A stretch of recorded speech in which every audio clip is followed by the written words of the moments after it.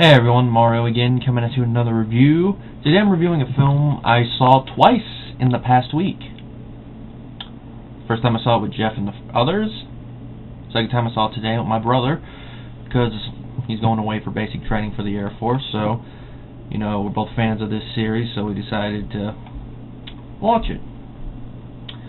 And of course, the film I'm talking about is the third and final installment in the Hobbit trilogy. The Hobbit, The Battle of Five Armies. Oh, excuse me, The Battle of the Five Armies.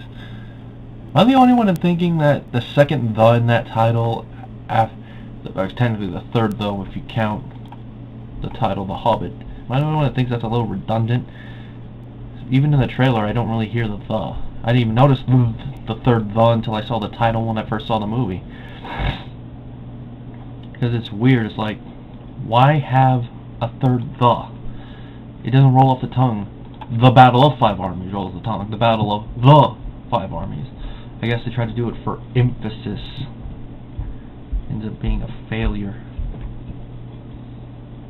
Already quit that. You know, already scratching at the door. Anyway, the film currently has an 8.0 on IMDb, and an 80% with Rotten Tomatoes, and a 61 with the critics. This is the consensus.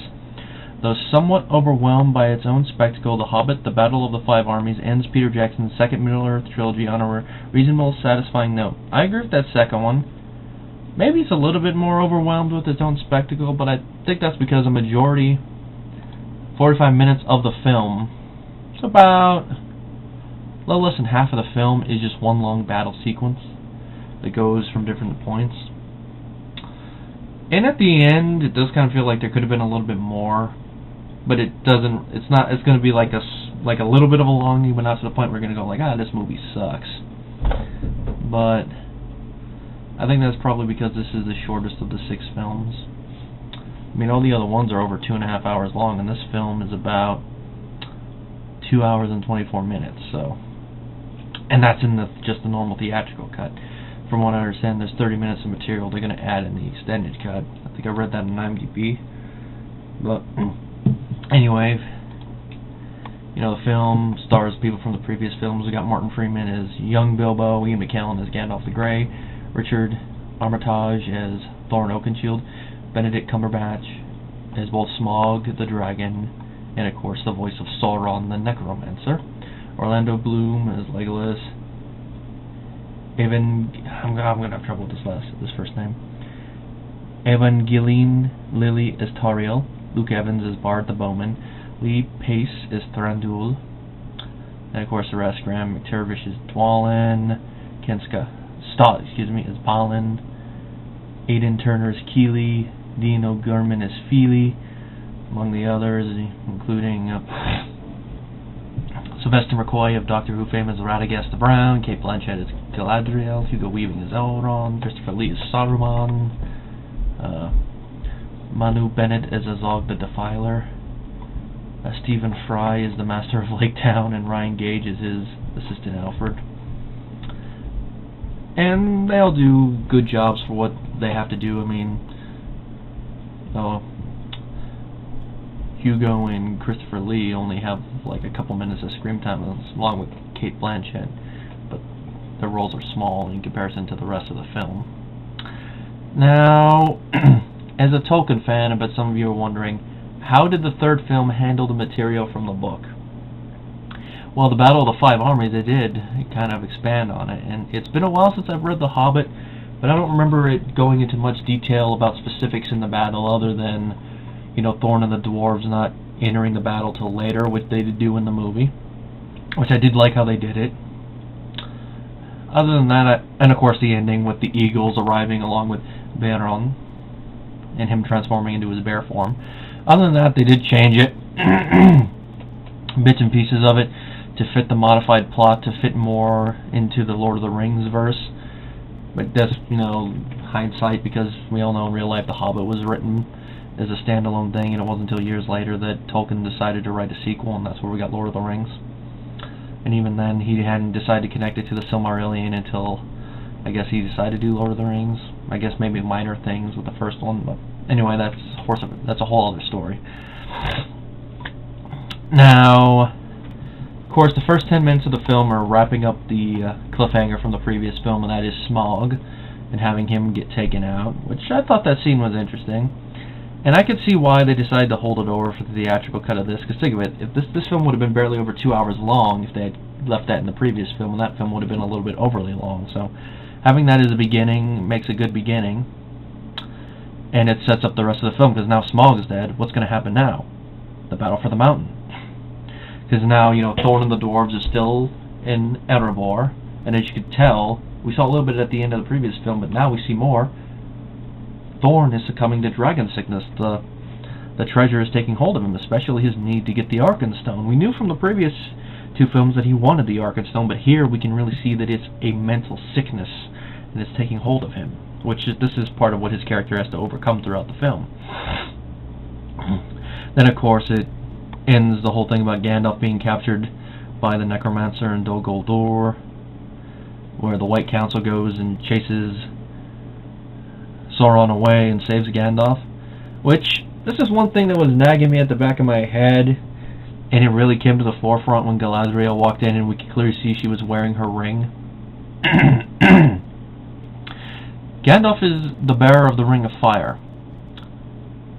It's hard to tell if he was actually wearing it actively, but it would have been on his person during this. Unless he was only captured for like less than a day, why would he still have the ring? That's one of the things, I guess. That's one issue about him being captured. It's like, Sauron would have taken the ring. I mean, in the extended cut of the second film, he took the ring from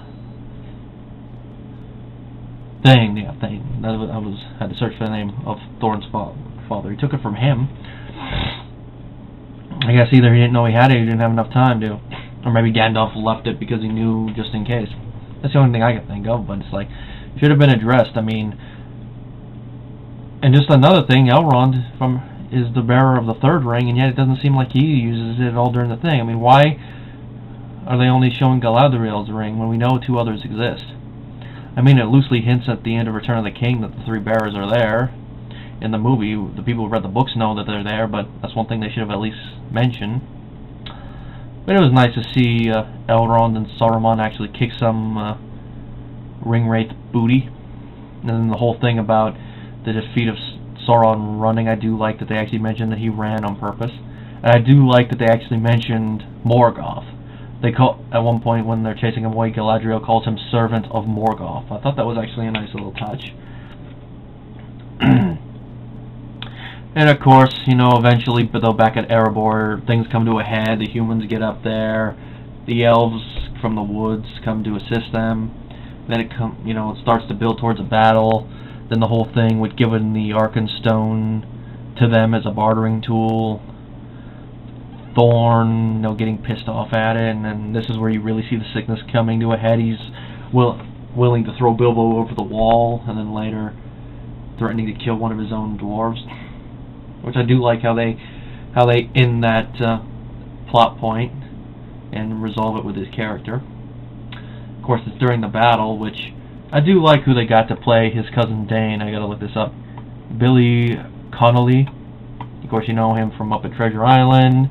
He was the archetypical tough army sergeant in The Last Samurai. And of course, Il Duce in Boondock Saints.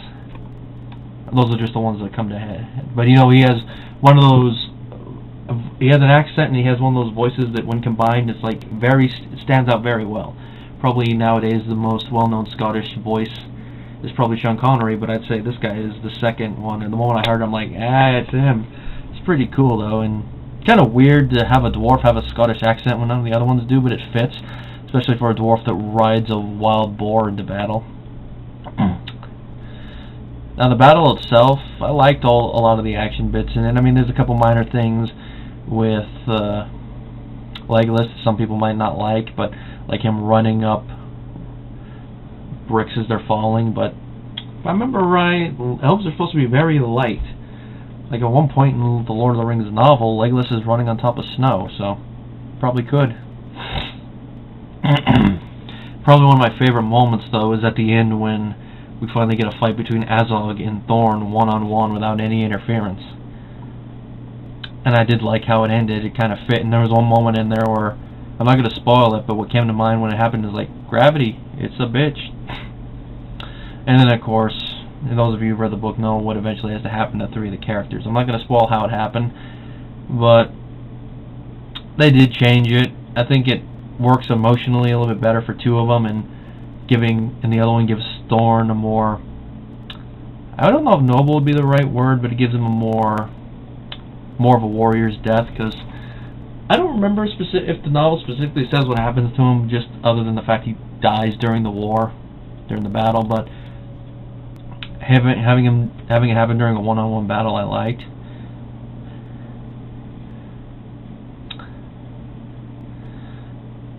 And I do like that they mentioned that one of the reasons that the orcs are fighting for the mountain, because in the book it's just for the gold within. But I do like, since they're expanding it to have the orcs be from Sauron, that it's for the strategic position of the mountain. Because if you looked at the map of Middle Earth, you could see it really is a strategic location.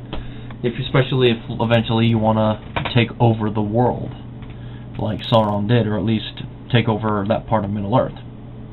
So it would make sense you would want some strategic positions. I mean, to take over Gondor, he's already in a strategic position because Gondor and Mordor border each other.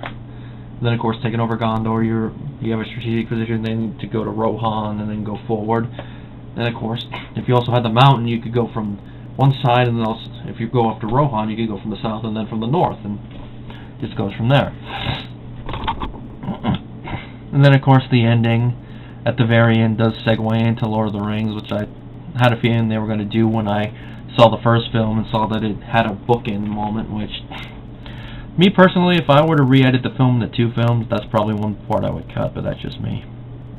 Or if I had done it as 2 films like it originally was going to be, that's one thing I want to put in, but that's just me. There's a lot of other little moments, like a mention of Aragorn and other stuff that I don't want to get into, because I do want people to see this film, but it's a film I really did enjoy. It's hard to say if this one or the first Hobbit film is my favorite in the series. I could definitely say the second one's my least favorite of the 3.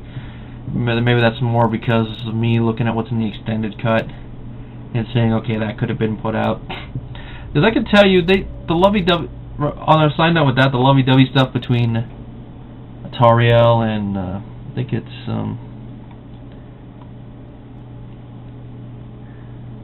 Keely? I'm double checking because I want to make sure.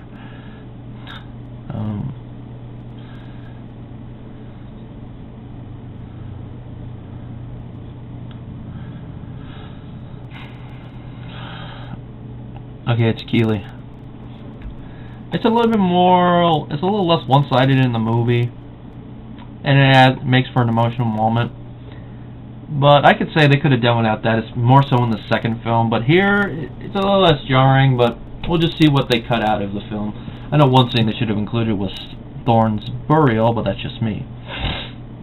Because at least that would have ended the whole thing with the humans having the Arkenstone, you know, seeing it placed on his breast along with Orcrist when he's buried, like it was in the novel.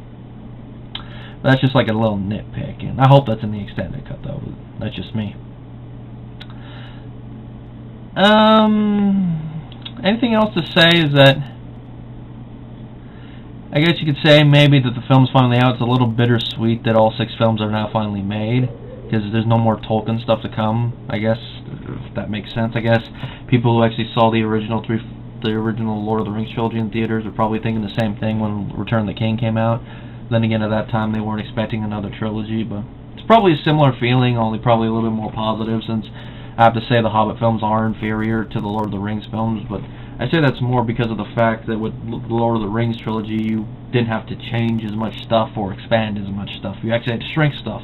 You had to bridge it there where you had to expand it for here, and then modify stuff to make it fit with your with the adaptation of Lord of the Rings, and also make up for the fact that Lord of the Rings was written second and Hobbit was written first, and it wasn't even supposed to, you know, have a sequel and all that. There are moments of comedy that are funny, mostly involving the master of Lake Town's assistant, like him dressing up like a woman and stuff like that. I think the CGI I think is still pretty good, especially on Smaug. On Azog, it's not as jarring as it was in the first film, but maybe it's because in the first film they kind of had to rush it over, because originally they did it as a practical, but then Peter Jackson second guessed it and had them do it CGI. Whereas that one, it was more rushed, whereas this one they had more time to do it, because Azog looks photorealistic, probably some of the best CGI I've seen on like a humanoid. I still would have preferred them do it as a practical, but it still looks pretty good, and of course Smaug still looks good, even though he has less screen time obviously than he did in the second one. The gold CGI that we see just for a brief moment, you know, looks liquidy, and you can tell it's CGI, but I guess you'd have to look at it, because you could tell it's made in the computer, but has that metallic gooey thing that it doesn't really hurt it. Maybe that computer thing kind of adds a little bit to its gooiness. It's kind of hard to describe without breaking out the thesaurus. You've seen it. If you've seen it, you know what I understand. You understand what I mean. Excuse me. The music is still pretty good. I still have to listen to the end song all the way through, though, because I didn't want to sit through the theaters to watch it. I do like, though, that they did the same thing for the credits that they did with Return of the King, and, do the drawings of them. And, of course, for Benedict Cumberbatch, they did two, since he did two characters, which I thought was pretty cool. The movie was made for $250 million. I don't know if that's all three films' budget right there, or just each individual one, but according to Wikipedia, it's already made back its money, so that's cool. Now, I guess I'll go check IMDb, any ones that pertain to just this film. When the movie was promoted with a panel at the San Diego Comic-Con, several fans camped outside the hall the day before the panel in order to get seats. In the middle of the night, the fans were woken up by cast members Lee Pace and Andy Serkis, who greeted the waiting fans and delivered autographs and photos for hours. In the end, Pace passed out from exhaustion and shared a mattress with a fan. The elk that Thranduil rides on is played by a horse named Moose, which that moose actually does have some interesting action-related sequences before he dies.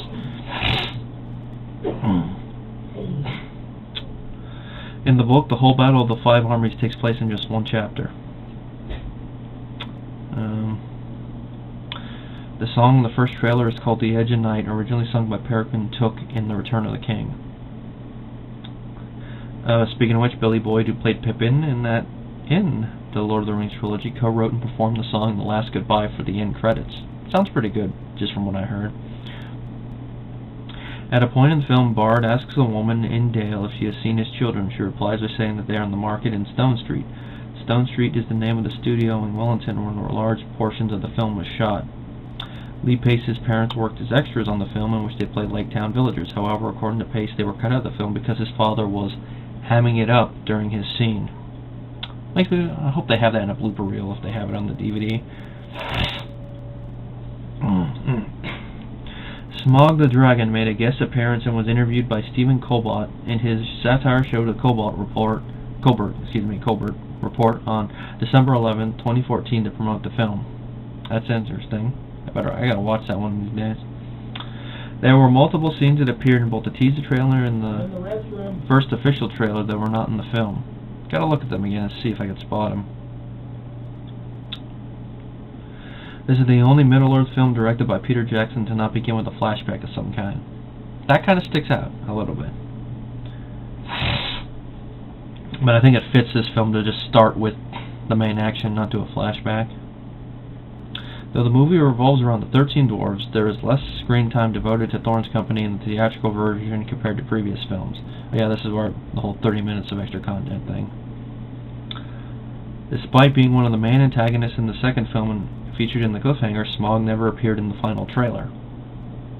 It's only the first 10 minutes. I could see why, because he doesn't really have an impact directly on the Battle of the Five Armies. Peter Jackson has stated this will be his last film to do with the Tolkien Middle-earth properties.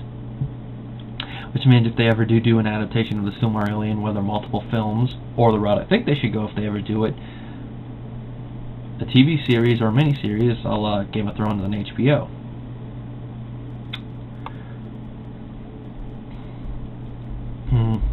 Oh, this is a very interesting one. As of 2014, Cate Blanchett and Orlando Bloom are the only major elf actors not to appear in a Marvel film. Of course, Hugo Weaving played the Red Skull. Liv Tyler played Betty Ross in The Incredible Hulk from '08. Lee Pace this year played Ronan the Accuser in Guardians of the Galaxy. And Evangeline Lilly stars in Ant-Man. That's just a weird name. Evangeline, okay. Evangeline, I'm guessing that's the pronunciation.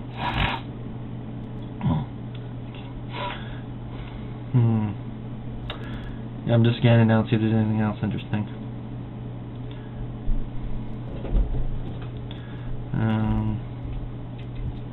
This is during the scene where Bard the Bowman presents the Arkenstone to Thorn. Glóin can be seen wearing the same helmet that Gimli wears in the Lord of the Rings trilogy. Yeah. Now here's something I should talk about, because I noticed this because the last couple of days I've been looking under the goof section just to see what people have been coming up with. People come up listed the stupidest things as a plot hole, like the title is like, oh, there's no 5 armies. Yeah, there are. The orcs, the elves, the humans, the dwarves, and the eagles. Technically, you could count the war in the book version. You could count the wargs and the orcs as separate armies, and the eagles as not being an army, just reinforcements. But I'd say for the movie version, the wargs are more like horses, and I don't think you count the horses as a separate army. So you count the eagles as the army either way. And also, they also try to say the goblins and the orcs, but when goblins and orcs are supposed to be the same thing, but just different varieties.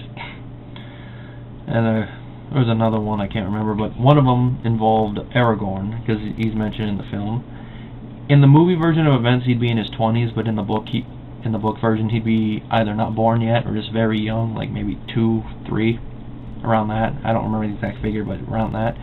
But because the film doesn't do film versions didn't do the 15-year time skip like in the books, in between the party and Frodo setting out, in the movie version, he'd be about 27-ish. Because he was in his 80s in Lord of the Rings, and that's 60 years after the events of The Hobbit.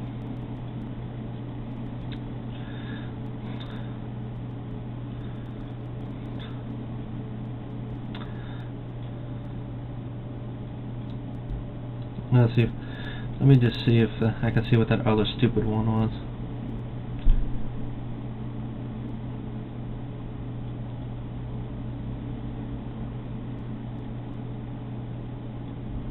Oh yeah, here it is. I already told you about that one. That one should be deleted. But the dwarves, the humans, and the elves seem to be fighting an unwinnable battle against a huge army of orcs, but less than a dozen dwarves emerging from their stronghold alters the odds so much that the orcs are defeated. Now, whoever posted that really needs to read the novel. I know there are a lot of differences, but that's one thing that didn't change, if you are paying attention to what's going on, at least. The 13 dwarves emerging from the mountain is not what changed the odds of the battle in the favor of the heroes. It rallied the dwarves for that moment so where they could do a charge and actually hold off certain defeat for that moment, because at that point, before they emerged, the dwarves looked like they were about to be routed. But they rallied, charged, and, continued the battle. What tipped the battle in the favor of the heroes was the eagles and Belron arriving, which is actually what happened, which is actually one of the things that changed it in the book, in the death of Azog. Though in the book it was his son. Because Azog was the military commander. He's gone. They don't know what to do. It's kind of like the same thing like at the end of Return of the Jedi, even though it's not really shown on screen. The Emperor and Vader are dead, Death Star is destroyed, their commander is gone. They're demoralized, and they start making mistakes and all this stuff. And then eventually, they have to retreat. It's that. Their military commander is gone, and he seems to be probably the most skilled and smart orc out of all of them. Obviously, he's Sauron's commander for this particular army, so obviously he has to be smart, at least to a point. He's gone. The rest of the orcs, they're going to start making mistakes, and like we see, they eventually retreat. It's just not all of it shown. It's just more implied. listed as a plot hole just shows me whoever listed that wasn't paying attention. Or maybe it's just the fact that I also have the added thing of having read the book, and maybe because of that that's what I see. But even without the book, I think it's kind of a little obvious. Hopefully that the extended cut, if they add a couple things that shows it, but to me it just seems clear that that's when the battle started to turn in their favor. Because the orcs didn't retreat until after Azog's dead, and that's around the same time the Eagles and Belron show up. So that should be clear right there that those two things are what tipped the odds of the battle. Let's see, I think that other one was deleted already.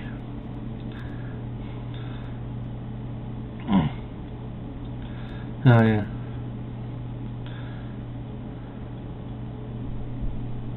Yeah, that's funny. Anyway, that's about it I'm gonna say for the film. I have to say, if I have to give it a rating, I give the Battle of the Five Armies a 4 out of 5. If you're a fan of the first two films, definitely a film you should watch.